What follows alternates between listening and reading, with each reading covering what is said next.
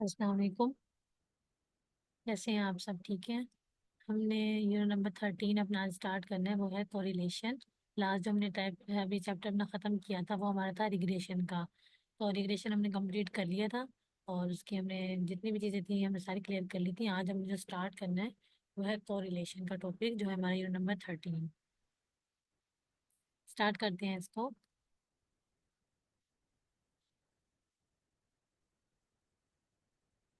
Correlation इन biostatistics, कि हम biostatics में कोरिलेशन का क्यों यूज करते हैं, ठीक है। उसकी पहले डिफाइन चेक कर लेते हैं। Correlation is a statistical measure that describe the strength and direction of the linear relationship between two continuous variables, ठीक है।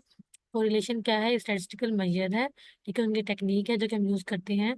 दैट डिस्क्राइब, वो ये डिस्क्राइब करता है द स्ट्रेंथ एंड डायरेक्शन, ठीक है, of the linear relationship between the two countries variables, ठीक है। हमारे बेसिकली डिस्क्राइब करता है हमारी स्ट्रेंथ और डायरेक्शन को। हम जो भी लीनियर रिलेशनशिप ले रहे हैं कोरिलेशन के अंदर, वो भी दो कंटिन्यूस वेरिएबल्स का, वो एक्स और वाई हो सकते हैं, ठीक है। हम टू कंटिन्यूस वेरिएबल्स ले रहे हैं, उनका हम लीनियर रिलेशनशिप चेक कर रहे हैं। उनका लीनियर रिलेशनशिप के अंदर उनकी स्ट्रेंथ और उसकी डायरेक्शन क्या है, उसको चेक करने के लिए हम कोरिलेशन का यूज करते हैं, ठीक है। It is a fundamental concept in biostatistic, ठीक है। यूज टू एनालाइज, जो कि किस लिए यूज किया जाता है? फॉर एनालाइजिंग के लिए यूज किया जाता है द रिलेशनशिप बिटवीन वेरिएबल्स, ठीक है। डिफरेंट वेरिएबल्स को, ठीक है, इनके रिलेशनशिप को चेक करने के लिए इन medical and health sciences research के अंदर हम यूज करते हैं।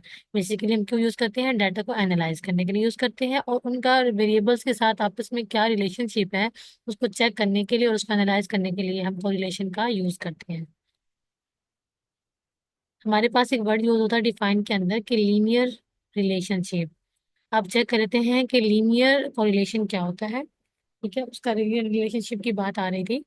तो लीनियर कोरिलेशन क्या होता है? A linear correlation occurs when the relationship between two variables can be described by a straight line.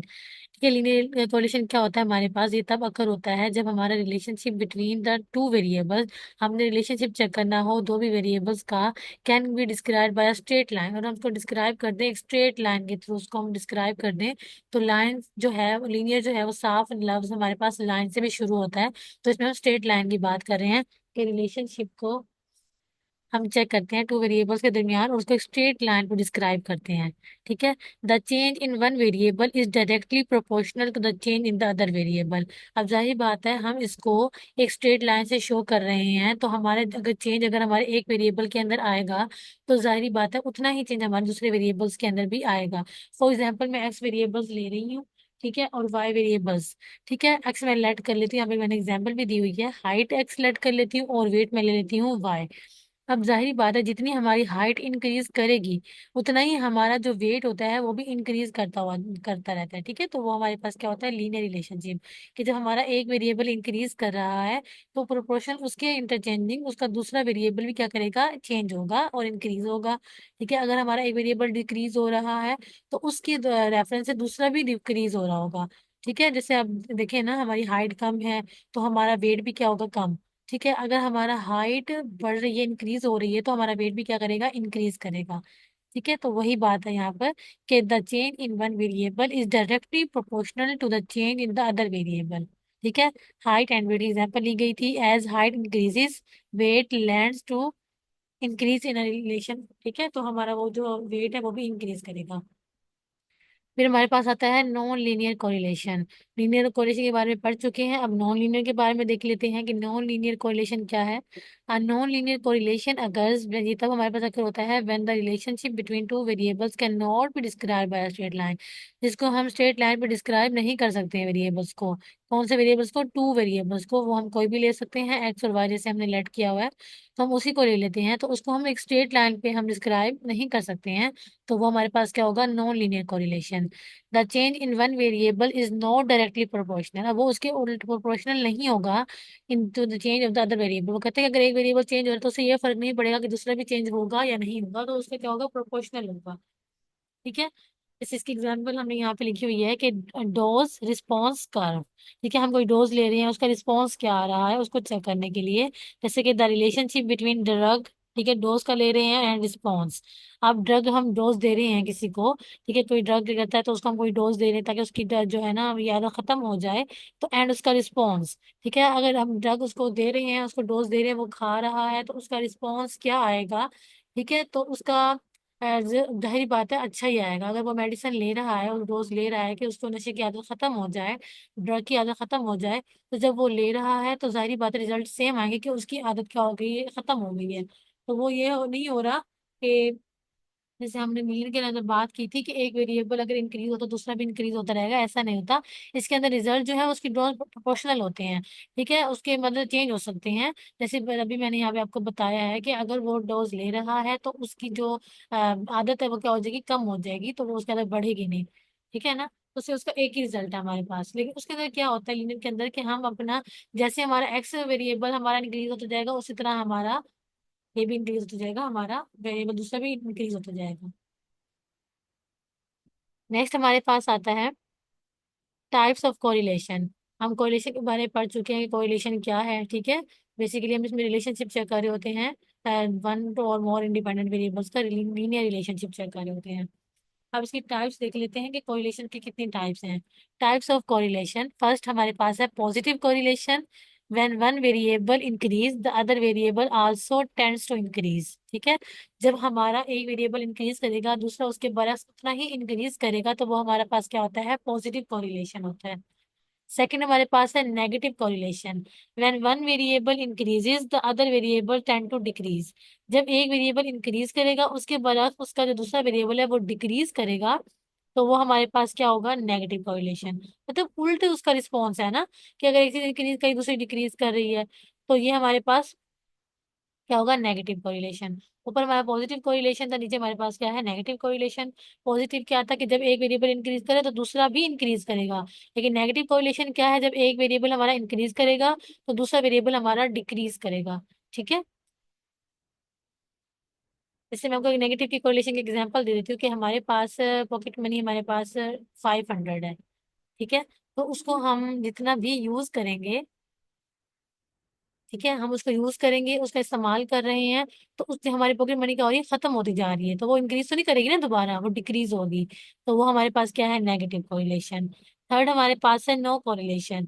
When there is no apparent relationship between the variables. जब वेरिएबल्स के अंदर कोई भी अपेरेंट हमें रिलेशनशिप नजर नहीं आ रहा होता, तो वो हमारे पास क्या होता है, नो कोरिलेशन, मतलब उसमें कोई रिलेशनशिप है ही नहीं।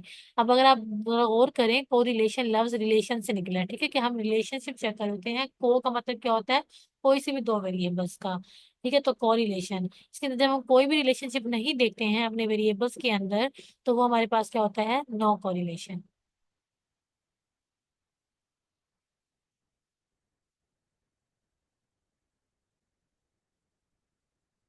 वालेकुम सलाम साइमा।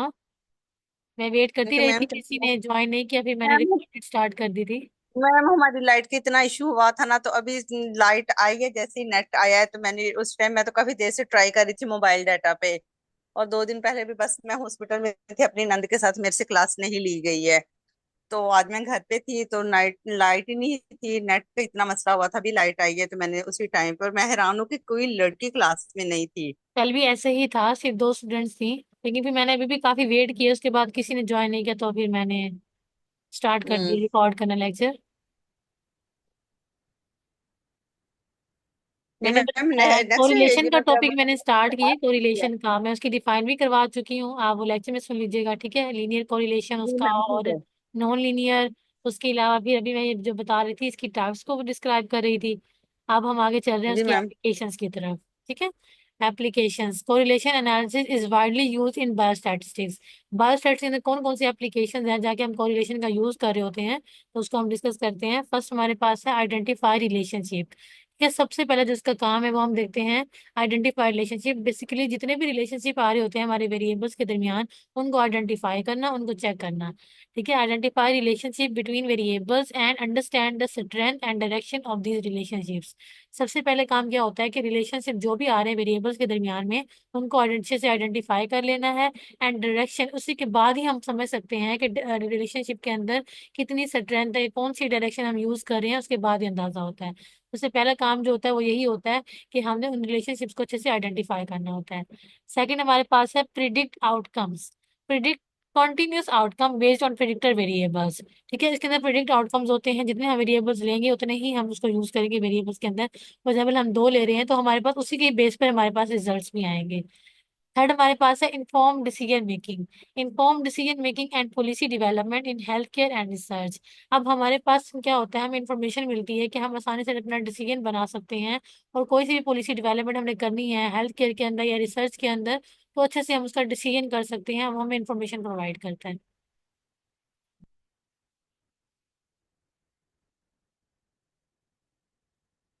नेक्स्ट हमारे पास जो है कोरिलेशन का टॉपिक यहाँ पे खत्म होता है। ठीक है, मैंने आपको कोरिलेशन की डिफाइन, उसकी टाइप्स और उसकी ये आपको एप्लीकेशन वगैरह करवा दी है। इसका इतना सा रोल था। अब आगे चलते हैं कोरिलेशन कोफिशिएंट। कि कोरिलेशन कोफिशिएंट क्या है। ठीक है, ये भी बेसिकली टॉपिक है, रेलिवेंट है कोरिलेशन के थ्रू के लफ्ज यहाँ पे यूज हो रहा है, कोरिलेशन कोफिशिएंट। इसकी डिफाइन की तरफ मूव करते हैं। The correlation coefficient is a statistical measure that quantifies the strength and direction of the linear relationship between two continuous variable. वही सेम सिचुएशन है हमारे पास। ठीक है, हम इसमें क्या करते हैं, इसमें मेजरमेंट्स करे होते हैं या फार्मूला अप्लाई करते हैं। ठीक है, स्ट्रेंथ और डायरेक्शन को चेक करने के लिए। जब मैंने आपको कोरिलेशन की डिफाइन अभी मैंने बताई थी, तो उसमें हमने यही देख रहे थे कि हमारे पास क्या होता है, स्टैटिस्टिकल मेजरमेंट्स हैं, जिसके जरिए हम अपने रिलेशनशिप, जो हमारे वेरिएबल के दरमियान रिलेशनशिप आ रहा होता है, उसकी स्ट्रेंथ और उसकी डायरेक्शन को चेक करने के लिए हम यूज करते हैं कोरिलेशन। अब कोरिलेशन कोफिशिएंट क्यों यूज करते हैं, इसमें हम कोफिशिएंट्स का यूज करते हैं। ठीक है, जिसके अंदर हमारे पास क्या आता है, बहुत सारे क्वांटिफायर्स हम यूज कर रहे होते हैं, जिसके थ्रू हमें स्ट्रेंथ और डायरेक्शन के बारे में पता लग जाता है, जो कि हम लीनियर रिलेशनशिप ले रहे हैं अपने 2 कंटिन्यूस वेरिएबल्स के दरमियान में या उससे ज्यादा भी। It is a dimensional quantity that range from. अब इसकी है एक रेंज सेट कर लेते हैं हम लोग। इसके अंदर रेंजेस की बात की जाती है कि जो भी हमारे पास हम क्वांटिफाई अप्लाई कर रहे हैं, डिटरमाइन कर रहे हैं, जो भी डायमेंशन लगा रहे हैं, उनकी कुछ रेंजेस होती हैं, जो कि स्टार्ट कहाँ से होती है, -1 to 1। वेयर अगर हमारे पास 1 आ रहा है, सिंपल 1, पॉजिटिव 1 आ रहा है, तो हमारे पास क्या होगा, पॉजिटिव लीनियर रिलेशनशिप। ठीक है, क्योंकि हमारे पास पॉजिटिव रिजल्ट आ रहा है ना, इसलिए हम उसे क्या करेंगे, पॉजिटिव लीनियर रिलेशनशिप यूज कहेंगे। अगर हमारे पास रिजल्ट माइनस में आ रहा है, -1 आ रहा है, तो हम क्या उसे कहेंगे, परफेक्ट नेगेटिव लीनियर रिलेशनशिप। क्योंकि हमारे पास रिजल्ट नेगेटिव के अंदर है, इसलिए हम इसे कह रहे हैं परफेक्ट नेगेटिव लीनियर रिलेशनशिप। 0 हमारे पास क्या होता है, नो लीनियर रिलेशनशिप। के रिलेशनशिप के अंदर कोई ऐसा नजर आ ही नहीं रहा कि लीनियर कोई इसके अंदर हम चीज ले रहे हैं, तो वो हमारे पास क्या होता है, नॉन लीनियर रिलेशनशिप। तो ये हमारे पास था कोरिलेशन कोफिशिएंट। नेक्स्ट हमारे पास आती हैं इसकी प्रॉपर्टीज। कोरिलेशन कोफिशिएंट की कौन कौन सी प्रॉपर्टीज है, जो कि हम अपने जब भी हम उसका कोई क्वेश्चन कर रहे होते हैं या कोई एग्जाम्पल हम देख रहे हैं, तो कौन कौन सी प्रॉपर्टीज हमें यूज करनी होती है या हमें समझने की जरूरत है। सबसे पहले हमारे पास जो है वो होती है, the range of correlation coefficient is -1 to 1। ठीक है, इसकी रेंज जो मैंने अभी आपको लास्ट टाइम बताई है, कि इसकी रेंज जो है वो -1 to 1 होती है। ठीक है, उसी के दरमियान में आता है रिजल्ट, 0.09 आ जाएगा, 0.8 कुछ इस तरह समथिंग आएगा। मतलब 1 से ग्रेटर नहीं होंगी और -1 से लेस नहीं होंगी। ठीक है, तो -1 to 1 के दरमियान में ही रेंज के इसके आंसर आ सकते हैं। सेकंड हमारे पास है, the correlation coefficient is unit free measure. ठीक है, हमारे पास यूनिट फ्री मेजर होता है कोरिलेशन कोफिशिएंट। थर्ड हमारे पास है, the correlation coefficient between two variable is symmetry. उनका हम जो भी वेरिएबल, 2 वेरिएबल्स का रिजल्ट ले रहे हैं, वो कोफिशिएंट अप्लाई कर रहे हैं, कोरिलेशन कोफिशिएंट, वो हमारे पास सिमेट्रिकल उसके रिजल्ट्स आते हैं। ठीक है, अब फोर्थ हमारे पास ये है कि if r is equals to, ठीक है, कोरिलेशन कोफिशिएंट को हम आर से रिप्रेजेंट करते हैं ना, स्मॉल आर से, तो वो अगर हमारे पास +1 आ रहा है, मतलब +1 आ रहा है, तो उसको हम क्या कहते हैं, देन द कोरिलेशन हमारे पास क्या होगा, परफेक्ट पॉजिटिव कोरिलेशन होगा। अगर हमारे पास कैलकुलेशन करने के बाद हमारे पास आर जो है, हमारा कोरिलेशन कोफिशिएंट, वो -1 में आ रहा है, तो हमारा तो क्या होता है, then the correlation is perfect negative. तो उसको हम परफेक्ट नेगेटिव कोरिलेशन कहते हैं। इफ कोरिलेशन कोफिशिएंट 0 अगर हमारे पास आता है, तो हमारे पास नॉन जीरो कोरिलेशन है, मतलब कोरिलेशनशिप आ ही नहीं रहा हमारे वेरिएबल्स के दरमियान में, तो वो क्या आ रहा है, 0, non correlation. If r greater than zero, अगर हमारा आर जो है वो बड़ा होता है जीरो से, then correlation is positive correlation. तो जाहिर बात है जब आर ग्रेटर देन जीरो आएगा तो वो हमारे पास आएगा 0.86, 0.96 या वन में आ जाएगा। तो जब हमारे पास वन आएगा तो ऊपर हमने बात की है कि अगर हमारा रिजल्ट जो है अगर प्लस वन आ रहा है, ठीक है, तो वो हमारे पास क्या होता है, परफेक्ट पॉजिटिव कोरिलेशन। तो इसी तरह जब आर हमारा ग्रेटर देन जीरो होगा तो हमारा कोरिलेशन जो है वो क्या होगा, पॉजिटिव कोरिलेशन। उसके बाद हमारे पास आता है इफ आर, तो अगर हमारे पास कोरिलेशन जो है वो लेस देन जीरो है तो हमारा कोरिलेशन, जाहिर बात है ना कि वो नेगेटिव की तरफ मूव करेगा। जब रिजल्ट्स हमारे जीरो से लेस आएंगे तो वो -0.96 या 0.86 कुछ इस तरह समथिंग आएगा, तो वो हमारा माइनस की तरफ मूव करेगा। तो उसे हम क्या कहते हैं, कोरिलेशन इज नेगेटिव कोरिलेशन। मतलब तमाम जो कोरिलेशन के इफेक्ट जो है हम चेक कर रहे हैं वो नेगेटिव की तरफ मूव कर रहे हैं। तो ये तमाम प्रॉपर्टीज थी कोरिलेशन कोफिशिएंट्स की। नेक्स्ट हम देखेंगे कि इसकी टाइप्स को, कि कोरिलेशन कोफिशिएंट्स की टाइप्स कितनी हैं। Types of correlation coefficients basically जो हम बायोस्टैटिस्टिक्स के अंदर यूज करते हैं वो हमारे पास जो मेन टू टाइप्स है वो हमारे पास है। ठीक है, पेयरसन कोरिलेशन कोफिशिएंट। सेकंड हमारे पास होता है स्पेयरमैन रैंक कोरिलेशन कोफिशिएंट। ठीक है, आगे इसके आपको वो भी बताया हुआ है इसको हम रिप्रेजेंट किस तरह करते हैं। ठीक है, Pearson correlation coefficient basically correlation coefficient को ही कहा जाता है। ठीक है, उसको भी हम आर, स्मॉल आर से रिप्रेजेंट करते हैं, काम भी सेम है।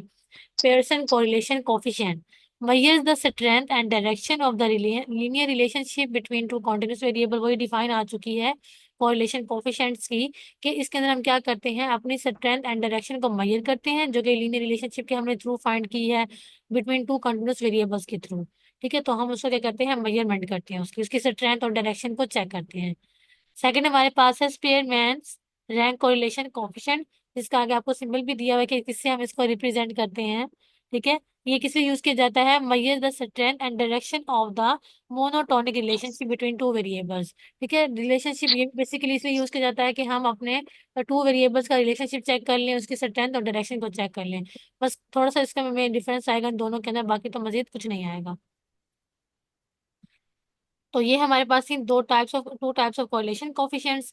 नेक्स्ट हमारे पास है इंटरप्रिटेशन। अब इसकी इंटरप्रिटेशन किस तरह करते हैं, मतलब क्वेश्चन हमने सोल्व कर लिया है तो जैसे हम उसके अंदर करते थे अपने रिजल्ट्स को इंटरप्रेट करते थे, बाकी हाइपोथेसिस के अंदर कंक्लूजन करते थे, डिसीजन बनाते थे।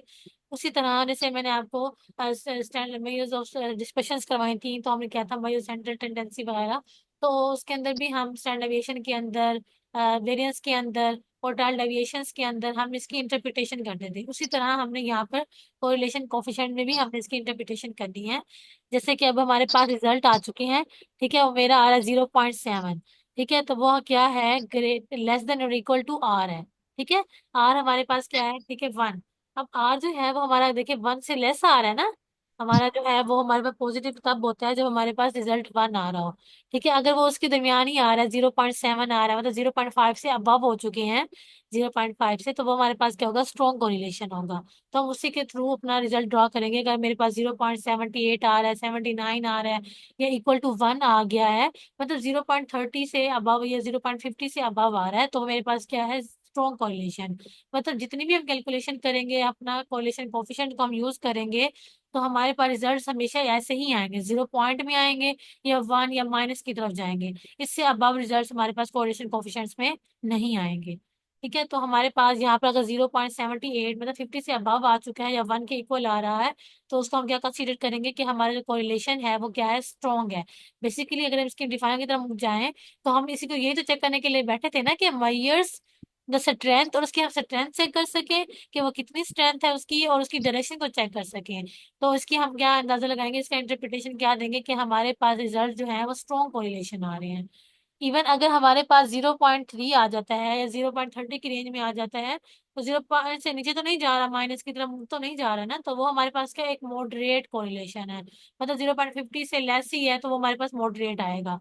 ठीक है, अगर हमारे पास 0.1, ठीक है, उससे लेस आ जाए या हमारे पास माइनस की तरफ मूव कर जाए वैल्यूज, तो वो हमारे पास क्या आएगा, वीक कोरिलेशन, मतलब वो पॉजिटिव नेगेटिव की तरफ चला गया है, तो हमारे पास क्या आ गया, वीक कोरिलेशन। अगर हमारे पास 0.1 आ जाता है, ठीक है, आर हमारा 0.1 आ जाता है या उससे लेस आ जाता है, तो वो हमारे पास क्या है, नो कोरिलेशन। मतलब 0.0 आ जाए या 0.1 आ जाए तो वो हमारे पास क्या होता है, नो कोरिलेशन। तो ये क्वेश्चन के अकॉर्डिंग हम अपना डिसीजन बनाते हैं या अपने इंटरप्रिटेशन करते हैं कि जो हमारे पास रिजल्ट्स आए हैं हमारे क्वेश्चंस के, तो उसके थ्रू हमारे पास क्या हमने अपनी इंटरप्रिटेशन करनी है। आया हमारे पास कितना कैसा रिजल्ट आया, उसको हमने स्ट्रॉन्ग कंसीडर करना है, मॉडरेट कंसीडर करना है, या वीक कंसीडर करना है, या नो कोरिलेशन, कौन सा हमारे पास जो है वो बेस्ट हम इंटरप्रिटेशन कर सकते हैं, वो हमें चेक करनी है। नेक्स्ट हमें जो डिस्कस करना है वो हमारे पास है इसकी फर्स्ट टाइप को, पेयरसन कोरिलेशन कोफिशिएंट, जिसको हम स्मॉल आर से रिप्रेजेंट करते हैं। ठीक है, वो हम किससे यूज करते हैं, measures the strength and direction of the linear relationship between to continuous variables. ठीक है, हमने इसके अंदर क्या मैयर करना होता है, अपनी स्ट्रेंथ और डायरेक्शन को, जो कि लीनियर रिलेशनशिप्स के लिए हमने थ्रू की है between the two continuous variable, जो कि हम टू कंटिन्यूअस वेरिएबल्स ले रहे होते हैं एक्स एंड वाई के थ्रू, उसका रिलेशनशिप हमने चेक करना है। उसके बाद उसकी मेजरमेंट्स करनी है, उसकी स्ट्रेंथ और डायरेक्शन हमें चेक करनी है। तो जो हमारे पास पेयरसन कोरिलेशन कोफिशिएंट्स होते हैं स्मॉल आर, उसका फार्मूला नीचे यहाँ मेंशन है, r small r is equals to n summation x y minus summation x summation y divided by under root. ठीक है, उसके बाद हमारे पास यहाँ पर आता है small n, which mean sample size हमें कहा गया है। दो वेरिएबल्स की बात की गई थी ना, continuous variable, two continuous variables, तो इसके अंदर टू कंटिन्यूस वेरिएबल हमारे पास यही है, एक्स एंड वाई। ये हमारे पास हमारे टू कंटिन्यूस वेरिएबल्स हैं। तो ये हमारे पास है formula of Pearson correlation coefficient. अगर आपको पास ऐसे क्वेश्चन आता है कि आपने कोफिशिएंट कोरिलेशन कोफिशिएंट फाइंड करना है, तो उसका फार्मूला भी यही रहेगा। तो बेसिकली मैं आपको पहले भी ये बात बता चुकी हूँ, कोरिलेशन कोफिशिएंट को पेयरसन कोरिलेशन कोफिशिएंट भी कहा जाता है। ठीक है, तो अगर आपसे क्वेश्चन में ना कहा जाए कि पेयरसन कोरिलेशन कोफिशिएंट फाइंड करना है, तो अगर आपसे ये कहा जाए कोरिलेशन कोफिशिएंट फाइंड करें, तब भी आप यही फार्मूला यूज करेंगे, small r is equals to n summation x y minus summation x summation y divided by under root n summation x का square minus summation x whole का square. फिर उसके बाद यहाँ पे जो है ना, यहाँ पे कोई साइन है तो ये मल्टीप्लिकेशन हम करेंगे, इसका ब्रैकेट्स जो है ये बता रही हैं कि आपने पहले इसको सोल्व करना है, देन इसको सोल्व करने के बाद जो रिजल्ट्स आएंगे उनको आपस में क्या करना है, आपने मल्टीप्लाई करना है। तो हमारे पास सेकंड आ जाएगा एन समेशन वाई का square minus summation y whole का स्क्वायर। ठीक है, तो जो इसकी एग्जाम्पल है वो इंशाल्लाह मैं आपको कल करवाऊंगी। तो ये अभी तक मैंने आज यही तो पढ़ाना था आपको, एग्जाम्पल इसकी मैं इंशाल्लाह आपको कल करवाऊंगी। वैसे एग्जाम्पल आसान होनी चाहिए थी, क्योंकि हर चीज़ हमारे पास हमें फाइंड करना आती है। क्वेश्चन के अंदर सैंपल साइज भी हमें दिया जाता है। ठीक है, हमने एक्स और वाई का हमें कॉलम भी दिया जाता है, ऐसे ही है ना, टेबल हमें दिया जाता है, तो उसके अंदर एक्स वेरिएबल्स भी दिए जाते हैं, वाई भी दिए जाते हैं। तो हमें सिंपल क्या क्या चाहिए होता है, एक्स का स्क्वायर चाहिए होता है। ठीक है, एक्स वाई को मल्टीप्लाई कर लेते हैं, एक वो कॉलम बन जाता है। उसके बाद समीशन एक्स भी ले लेते हैं, समीशन वाई भी ले लेते हैं, ताकि उसका हम स्क्वायर फाइंड कर सकें, और समीशन वाई का स्क्वायर, मतलब वाई को हमने एक्स का स्क्वायर लेते हुए जाना है, वाई का स्क्वायर लेते हुए जाना है, फिर उसके बाद उसका सम ले लेना है। तो मजीद जो है ये मैं आपको एग्जाम्पल कल करवाऊंगी, तो आपको ये सारी थ्योरी थ्योरी जो है वो आपकी क्लियर हो जाएंगी। ठीक है, तो ये हमारा आज का टॉपिक था कोरिलेशन कोफिशिएंट का, कोरिलेशन का। बाकी हमारे पास जो है ना, कल मैं इंशाल्लाह आपको पेयरसन कोरिलेशन कोफिशिएंट की एग्जांपल भी करवाऊंगी। उसके अलावा जो हमारे पास इसकी सेकंड टाइप है, उसकी भी मैं आपको डिफाइन भी करवाऊंगी, उसके अलावा उसका उसकी एग्जांपल्स भी करेंगे। उसके बाद कोरिलेशन का हमारा एक और टॉपिक रह जाएगा, वो हमारे पास है रैंक कोरिलेशन का। तो इंशाल्लाह वो भी करेंगे कल तक, इंशाल्लाह फिर हमारा ये जो है ना कोरिलेशन का टॉपिक ये भी क्लियर हो जाएगा।